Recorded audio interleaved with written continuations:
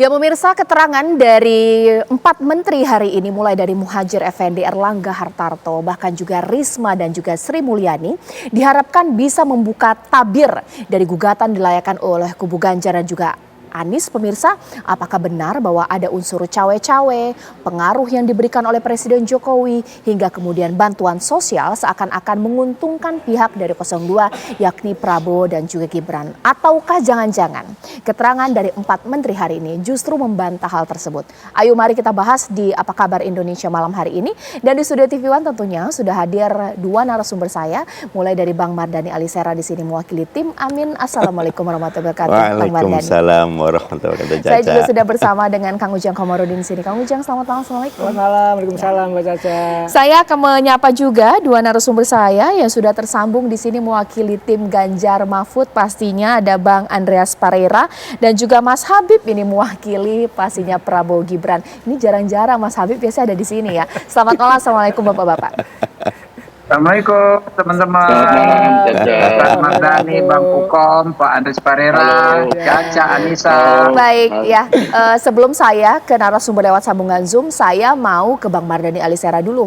Bang, niatan dari tim Amin pasti yang mengundang 4 menteri ini harusnya ya menegaskan bahwa ada unsur cawe-cawe, menguntungkan, tapi kalau publik melihatnya kok tidak ke arah itu ya, seakan-akan 4 menteri itu membahas. Koreksi saya kalau salah, bagaimana tim Amin melihatnya? Ya, yang pertama tentu kita apresiasi MK dahulu, Cak, ya, karena berani untuk keluar dari kerangka perselisihan hasil pemilu, ya, PHPU, dengan coba melihat proses, ya, bansos khususnya.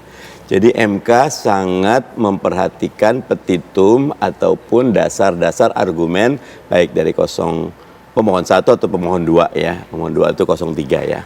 Dan itu yang harus diapresiasi. Bahkan kalau mengutip Hakim MK Pak Arief Hidayat, sebetulnya yang ingin dipanggil Pak Jokowi. Tapi karena posisi beliau sebagai kepala negara, kalau kepala pemerintahan dipanggil. Jadi pihak yang memberi keterangan, ya. Tapi karena juga kepala negara, jadi dipanggillah para pembantunya. 4 ini diharapkan cukup untuk menjelaskan tentang bansos. Seperti apa konstelasinya atau anatominya? Saya sih bahagia karena tadi semua hakim mendalami, semua hakim meminta berkas, semua hakim mencoba untuk mengulik-ngulik kerangka ajuan permohonan 01 dan 03. Jadi buat kami itu udah satu kemajuan yang luar biasa. Oke, kalau dari Bang Andreas Pareira seperti apa? Keterangan dari 4 menteri ini menguatkan gugatan atau justru melemahkan ini bahwa tidak ada unsur cawe-cawe atau ada, Bang Pareira? Ya, saya melanjutkan apa yang disampaikan oleh Pak Ali. Bang Mardhani, Halo? Bang Mardhani maksudnya? Oh, sorry, Bang Mardhani ya, Bang Mardhani Alisera. Jadi kalau kita mendengar penjelasan dari para menteri hari ini, kita melihat bahwa ada hal yang sudah dikemukakan dalam arti bahwa mereka menjelaskan tupoksinya masing-masing. Dan di situ ada beberapa clue yang bisa seharusnya dilanjutkan, terutama yang berkaitan dengan ya dalil dari para penggugat yang berkaitan dengan banjirnya bansos pada saat pemilu kemarin gitu.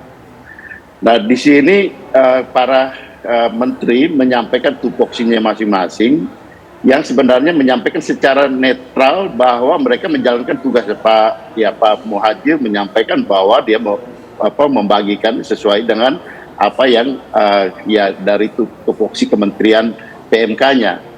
Bu Risma menyatakan bahwa tidak, beliau tidak membagikan atau kementeriannya tidak memberikan bantuan dalam bentuk beras tersebut gitu. Tapi beras ini ada gitu, dan dalam jumlah yang besar pada waktu itu gitu. Dan di sini sebenarnya ada satu instansi yang sebenarnya tidak diundang di sini. Tapi di dalam pernyataan dari para menteri tadi bahwa mereka punya kewenangan dan punya anggaran untuk itu. Dan fungsinya bukan Perlinsos, tapi untuk stabilisasi harga, yaitu Bappenas gitu, Badan ketahanan pangan nasional gitu, badan pangan nasional gitu. Dari di sini kan sebenarnya ada hal yang belum terkuak lebih jauh yang berkaitan dengan ya bansos ini gitu. Kemudian juga ada poin lain yang berkaitan dengan pertanyaan-pertanyaan tadi yang juga tidak terjawab lebih jauh yang berkaitan dengan apakah ada keterkaitan, ada perintah dari presiden di sini pada ratas tanggal berapa, tanggal 6 November kalau tidak salah yang disampaikan oleh para menteri tadi gitu. Nah, ketika ditanyakan yang menjawab itu adalah Pak Menko Equin, Pak Erlangga di situ. Pak Erlangga melemparkan lagi bahwa ya yang berkaitan dengan pemilu itu adalah tupoksinya Mendagri gitu. Jadi sebenarnya kalau menurut saya ya saya melihat dan saya sependapat dengan ya banyak beberapa pihak yang lain yang menyampaikan bahwa memang sebenarnya yang seharusnya menjelaskan lebih detail ini ya presiden sendiri sebagai kepala eksekutif gitu. Presiden sebagai kepala eksekutif di Republik ini. Kalau beliau menjelaskan, saya kira akan menjadi lebih kalau beliau diundang untuk menyampaikan ini di ya Mahkamah Konstitusi akan menjadi lebih jelas dan kita bisa tahu bahwa ini sebenarnya memang ya diperuntukkan untuk sesuai dengan kepentingan tupoksi dari para menteri-menteri itu gitu atau para menteri dan lembaga-lembaga negara yang berkaitan. Jadi ya menurut saya ada bagian yang sudah dijelaskan yang mulai membuka pertanyaan-pertanyaan besar yang berkaitan dengan ya cawe-cawe presiden, yang berkaitan dengan barang yang dicawe-cawe itu yaitu ya salah satu di sini adalah bansos yang mempunyai keterkaitan elektoral yang merupakan dalil dari para penggugat tadi.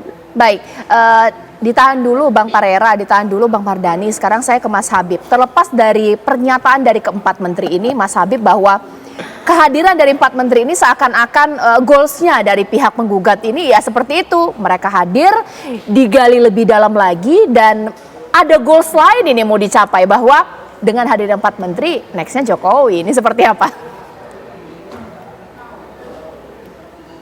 Masih mute ya. Mas Habib boleh di-unmute dulu audionya.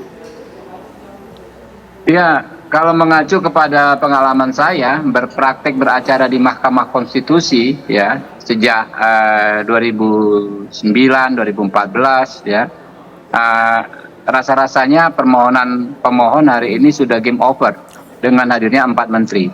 Ada setidaknya 5 statement penting yang disampaikan oleh empat menteri tersebut yang secara telak sangat telak memukul semua argumentasi, semua tuduhan yang diarahkan paslon 1 dan paslon 2 dalam nota atau dalam memori permohonannya. Saya bacakan singkat saja dan jangan dipotong.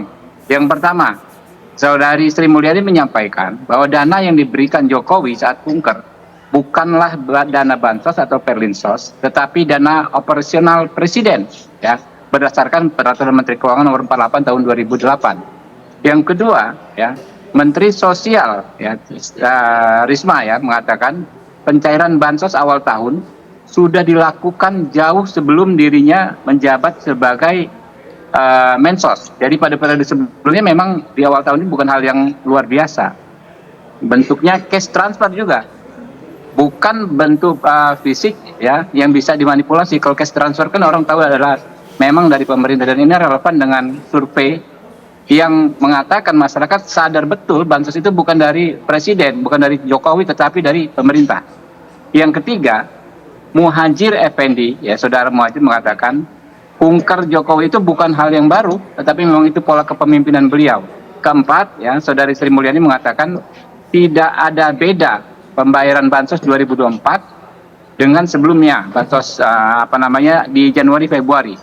Bahkan 2019 kalau Anda bandingkan itu 5 kali lipat dari 2018, itu 15 triliun di 2019, dan 2024 itu cuma 12 triliun, tidak ada lonjakan sama sekali. Dan yang terakhir Sri Mulyani mengatakan penyusunan APBN terkait bansos terutama tidak ada kaitan dan tidak dipengaruhi sama sekali soal susunan paslon pada Pilpres. Jadi dari hulu ke hilir seluruh argumentasi yang dibangun bahwa pemerintah memanfaatkan bansos untuk pemenangan paslon 2 dibantah oleh 4 menteri yang hadir tadi.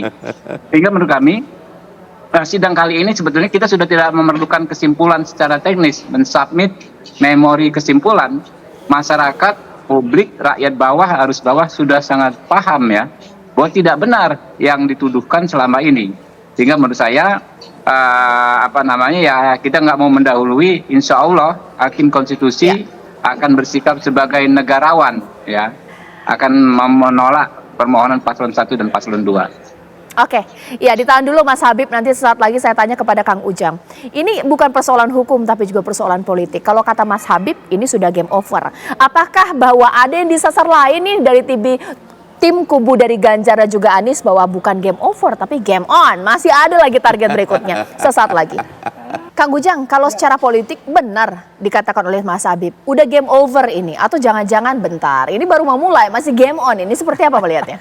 Ya mungkin begini, kita apresiasi kepada Hakim MK ya. Itu kan keinginan publik, keinginan masyarakat Indonesia sejatinya bukan hanya keinginan 0103, tetapi memang ingin melihat bahwa proses sengketa di MK ini berjalan dengan transparan. Apapun itu, hasilnya apapun. Dalam konteks itu kita membangun sebuah kewibawaannya untuk menjaga marwah MK yang kemarin ya sempat banyak kritik, sempat turun. Oleh karena itu ya satu-satunya jalan untuk menjaga itu ya dengan menghadirkan pihak-pihak terkait yang dianggap tahu, paham terkait dengan persoalan itu. Ya maka ya ada menteri yang dipanggil. Saya mengatakan ya silahkan dan alhamdulillah datang. Nah dalam konteks itu apakah keterangannya nanti menguntungkan pihak mana ya tentu masyarakat atau publik sudah paham itu. Dan Bang Habib sudah sampaikan, Bang Andreas, Bang Ali juga katakan. Nah dalam konteks apakah nanti ada yang disasar gitu ya. Pasti kalau penggugat 1 dan 2 artinya 01 dan 03 ya bisa jadi ya ingin menyasar yang lain. Tapi apakah itu bisa atau tidak ya tergantung dari hakim Mahkamah Konstitusi itu. Tetapi kalau saya melihat ya dari hal ini menteri sudah cukup mewakili apa yang menjadi kebijakan presiden. Ya tetapi memang apakah nanti diperlukan presiden atau tidak kembali kepada hakim-hakim MK itu. Saya meyakini itu Mbak Caca. Bang Mardhani, kalau dikatakan oleh Mas Habib bahwa game over lah pernyataan dari 4 menteri, mental itu gugatan dari 01 gimana? Saya justru berpendapat the game is getting hot. Wow, why? Karena banyak fakta. Contoh tadi Mas Andreas bagus sekali. Benar, Mensos tidak bagi-bagi, cashless. Tapi Bappenas, Badan Pangan Nasional, bagi-bagi. Dan pembagiannya beras, natura. Ini belum dipanggil. Akan sangat baik kalau ini dipanggil. Apa sih yang mau didalami? Ya seperti apa pembagiannya. Karena the evil is in the detail. Jangan-jangan kan kayak kemarin udah mulai tuh ada yang main bola nomor 2-nya banyak gitu loh. Kemudian pembagian ada DKI tuh kalau nggak salah PJ-nya ngasih bansos warnanya biru muda gitu loh. Padahal kalau ASN main kode apapun itu udah berat sekali gitu kan gitu loh. Satu lagi Banpres, bantuan presiden yang Pak Jokowi bagi-bagi, Setnek atau KSP bagus dipanggil juga. Berapa sih besarnya?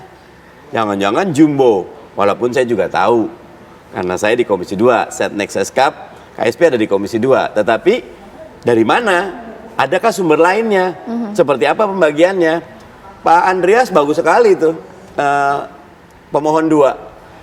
Titik-titik yang didatangin Pak Jokowi itu detail sekali. Ke Jawa Tengah berapa kali ya Pak Andreas ya?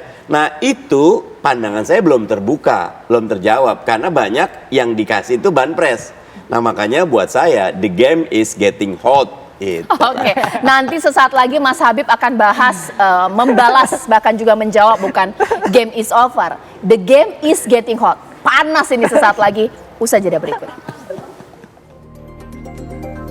Ya, memang pernyataan Hakim Arief tadi memang secara tidak spesifik menyebutkan perlu tidaknya memanggil Presiden Jokowi. Bahkan ada kata agak kurang elok kemudian dipanggil mengingat kepala negara bahkan juga kepala pemerintahan. Ini yang kemudian Mas Mardhani Alisera di sini Bang Habib mengatakan bahwa bukan game is over tapi the game is getting hot. Banyak sekali yang mau digali ini. Seperti apa? Dari pernyataan 4 menit tadi seakan-akan ingin membuka tabir yang lain, Bang Habib. Kalau kita mengacu ya konstruksi yang sama tahun 2019. Itu 2018 itu kan bansos 5,1. Tiba-tiba 2019 bansos 15,3. 3 kali lipat ya. Waktu itu Bu Sri Mulyani juga dipersoalkan ke dalam permohonan pemohon ya.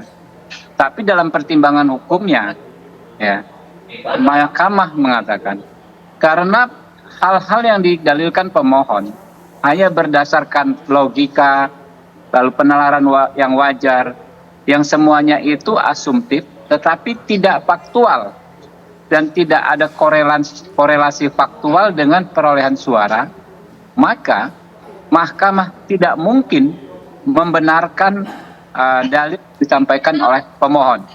Jadi sebenarnya Mbak Caca, teman-teman, kalau kita mau lihat ke belakang, 2019 tentu jauh lebih ekstrim daripada yang didalilkan teman-teman ini. Waktu itu bahkan 3 kali lipat. Nah itu pun oleh majelis dinilai ya bahwa tidak faktual, artinya tidak ada korelasi secara langsung dengan perolehan suara.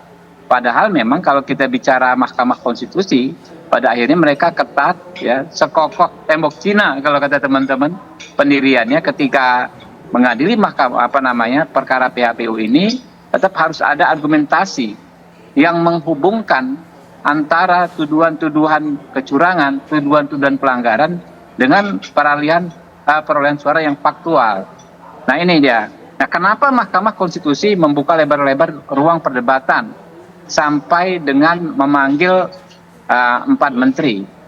Menurut saya inilah tradisi yang sangat baik di Mahkamah Konstitusi, di mana mereka memberikan ruang yang luas pada siapapun, termasuk kepada para pihak, termasuk kepada pemohon, agar isu-isu yang dipersoalkan bisa dibahas tuntas dalam ruang persidangan. Dan nanti ketika membuat putusan, maka putusannya pun akan menjadi lengkap. Karena tidak ada hal ihwal yang terlewat dari pembahasan itu. Tetapi dalam konteks membuat putusan, merumuskan putusan, Mahkamah selama ini sangat ketat ya pada konteks konstitusi dan peraturan perundang-undangan. Sehingga kalau saya betul sebagaimana saya sampaikan di awal, kita jelas ini sudah game is over ya. Game is over karena nggak ada yang baru yang saya lihat. Saya alami banget justru ini nggak ada apa-apanya dibanding 2019. Yang 2019 saja kita nggak berhasil, apalagi yang saat ini. Jadi kalau kita mengkomparasi Mbak Caca, persoalan hukum itu kan harus apple to apple. Harus pilpres dengan pilpres, harus undang-undang yang sama, Undang-Undang 7 tahun 2017 dengan Undang-Undang 7 tahun 2017. Hal ihwal bansos dengan bansos. Jadi jangan dibandingkan misalnya dengan pilkada yang disebut-sebut. Ada persoalan umur yang tidak memenuhi, yang di Papua itu nggak ada kaitan. Gitu. Oke, kalau Bang Andreas seperti apa? Setuju kata Bang Habib bahwa game is over ini atau masih game on lah, seperti apa? Ya saya lihat tadi apa yang disampaikan oleh Pak Arief di awal itu merupakan membuka ruang bahwa dan menunjukkan kepada kita bahwa Mahkamah Konstitusi ini ingin melihat secara keseluruhan dan juga menyampaikan dalil-dalil dan mempertanyakan dalil-dalil yang disampaikan oleh baik paslon 1 maupun paslon 3 gitu. Jadi merepresentasikan itu gitu. Dan juga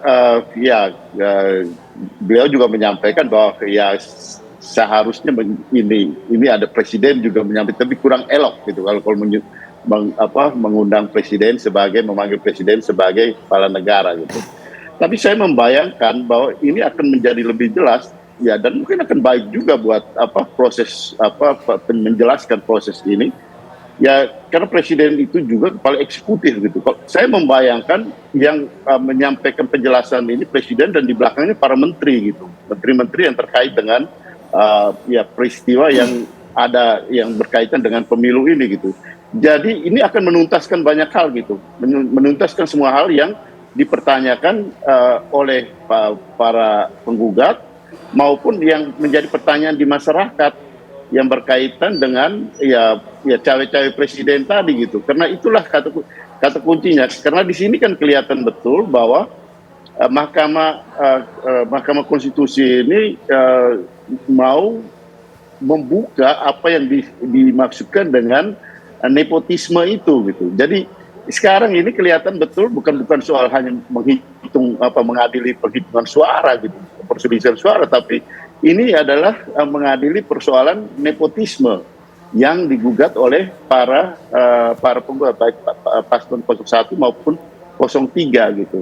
Jadi kalau presiden hadir dan kemudian juga di backup oleh para menteri yang terkait, karena tadi kan saya sampaikan tadi ada hal yang masih menjadi kotak Pandora di sini, yaitu barang ini yang namanya bansos itu melimpah ketika pemilu kemarin gitu. Tapi kan tadi penjelasan dari para menteri itu menunjukkan bahwa mereka menjalankan tupoksinya masing-masing. Bahkan Ibu Risma menyampaikan bahwa di Kementerian Sosial itu ya disampaikan dalam bentuk bukan barang natural gitu, tapi barang itu ada. Dan di situ kan sebenarnya terbuka sedikit bahwa ya ada lembaga lain, ya institusi lain, yaitu Badan Pangan Nasional gitu. Dan di situ kan sebenarnya ada wilayah-wilayah juga berkaitan, masih ada hal yang menurut saya juga belum kuat betul gitu, yang berkaitan dengan automatic adjustment. Nah, automatic adjustment ini kan saya tahu juga bahwa ya ini karena berkaitan dengan KL-KL yang lain, termasuk KL-KL kami di Komisi 10 gitu, yang juga kami pertanyakan automatic adjustment ini nanti digunakan untuk apa gitu. Tadi Pak Ibu Menteri menjelaskan bahwa ini memang proses ini sudah berjalan beberapa periode, beberapa tahun terakhir ini gitu. Nah, tetapi kan masih ada pertanyaan-pertanyaan nanti kemudian untuk apa penggunaan ini gitu. Kalau tidak dikembalikan kepada Kementerian KL yang terkait gitu. Jadi memang masih ada hal-hal yang belum terbuka betul, tapi saya yakin bahwa para hakim konstitusi ini jeli, mereka sangat jeli melihat celah-celah, melihat persoalan-persoalan yang ada di sekitar pertanyaan-pertanyaan tadi. Mohon maaf Bang Andreas, saya potong dulu. Saya pun akan menggarisbawahi apa yang dikatakan oleh Bang Andreas. Jadi sebenarnya gugatan hasil Pilpres ini sebenarnya apakah benar bahwa tujuannya itu bukan hasil Pilpres, tapi ada sesuatu lebih besar mengungkap unsur nepotisme. Lantas buat apa sih pemirsa? Sesaat lagi di Apa Kabar Indonesia Malam. Saya agak takut-takut nanya sama Kang Ujang. Kang Ujang mungkin begini, apakah salah kalau misalnya ternyata dalam sidang seperti ini bahwa yang disasar ini memang bukanlah hasil Pilpres, tapi sesuatu yang besar, pengaruh presiden terhadap hasil Pilpres. Seperti itu, lantas apa sih goalsnya? Kan Presiden Jokowi sudah tidak akan memerintah lagi sebentar lagi. Ya, kalau saya lihat konstruksi analisa-analisa yang saya baca ya, dan narasi politik yang ada, misalkan dorongan hak angket, contoh aja gitu ya. Ini kan ujungnya katakanlah ini tidak jadilah, kalau saya mohon maaf Bang Mardhani ya. Lalu masuk ke MK. Masih proses. Nah, maksud saya gini, kalau angket itu didorong, itu kan saya lihat subjeknya itu Pak Jokowi, Presiden, pemerintah. Ya ini kan sama, MK juga saya melihat adalah ujung dari semua, mohon maaf ya, kepentingan yang mengajukan permohonan itu adalah Pak Jokowi, Pak Presiden. Saya melihat ke situ sih. Tetapi memang kan tentu berkembang persidangan itu dan saya melihatnya harus objektif. Bang Habib boleh tanggapi? Kalau kami sih melihat situasi realitas saat ini, yang saya tangkap 95% warga kita termasuk elit itu sudah move on, ya, baik konteksnya hak angket maupun MK. Ini kita dalam hati kita ya sudah sama-sama yakin hasilnya ya begitulah ya, tidak akan ada surprise, tidak akan ada kejutan apapun. Jadi ya kita yakin insya Allah ya majelis hakimnya ini yang kalau untuk MK istiqomah, artinya memutus sesuai dengan konstitusi, sesuai dengan undang-undang, ya sesuai dengan hal-hal apa yang pernah juga diputus di masa lalu. Jadi tetap di jalur konstitusi, ya, yaitu menolak permohonan yang tidak ada relevansinya dengan perolehan suara. Kurang lebih seperti itu. Karena itu kita berharap kepada masyarakat ya untuk tenang saja dalam Oke. beberapa hari ke depan, kita sama-sama duduk manis, kita tunggu hasilnya ya, nggak perlu ada gejolak, kita sikapi dengan Baik. dewasa. Iya, terima kasih Bang Habib. Nah, boleh langsung ditanggapi Bang Mardhani. Makin lama jadi makin gak relevan ini. Sebenarnya apa sih goals ya gitu? Seperti apa Bang Mardhani? Saya nyambung Habib ya. Doanya hakimnya istiqomah. Saya tambahin ikhlas dan fatona. Wah, kenapa? Karena justru tadi saya bilang the game is getting hot. Sekarang dengan berbagai perkembangan, tadi baru lihat beberapa berita, the game is getting hotter. Kenapa? Karena indikasinya jelas. Pasal 22E itu bicara presiden untuk jadi presiden itu minimal 50%, lebih dari 50%. Itu kuantitatifnya. Nah, 6A ini harus diikat sama 22E. 22E itu asas pemilunya luber dan jurdil, langsung umum bebas rahasia. 6A kuantitatif, 22E-nya kualitatif. Indikasi hakim kita bijak, Ya. bestari, negarawan, bukan cuma ngeliat numbers, Oke. bukan cuma quantity, tapi juga proses, lihat kualitinya. Dan itu tanda-tanda ada kabar gembira dari MK. Positive thinking sekali. Bagaimana Bang Andreas? Boleh ditambahkan? Kalau saya dari awal saya sudah melihat itu, dalam arti bahwa ya dengan proses yang terjadi sekarang dan apa yang terjadi di MK ini, ya MK mau menunjukkan bahwa ya mereka bukan hanya sekedar ya mahkamah yang melakukan penghitungan, mahkamah yang istilahnya mahkamah kalkulator itu gitu, tapi ingin juga melihat secara keseluruhan. Karena pemilu itu bukan hanya soal hasil ya hitung-hitungan pemilu hasil suara gitu, tapi merupakan suatu proses yang ya dimulai dari ya pendaftaran, bahkan kalau kita lihat lebih jauh ke belakang itu ada peristiwa yang terjadi di Mahkamah Konstitusi sendiri gitu.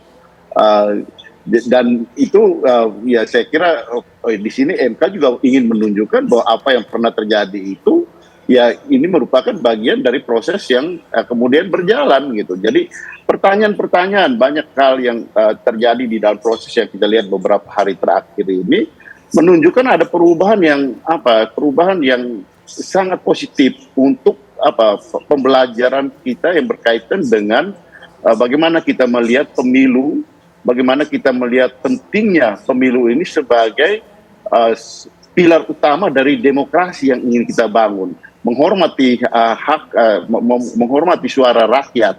Jadi peristiwa-peristiwa yang berkaitan dengan apa yang menjadi ya indikasi tuduhan dari dugaan dari paslon 1 dan paslon 03 ini digali semua gitu. Digali semua untuk menunjukkan bahwa benar tidak terjadi apa yang dimaksudkan dengan kalau istilahnya Bapak Presiden sendiri itu istilah cawe-cawe. Beliau kan juga dari awal sudah menyebutkan bahwa dia ingin cawe-cawe gitu.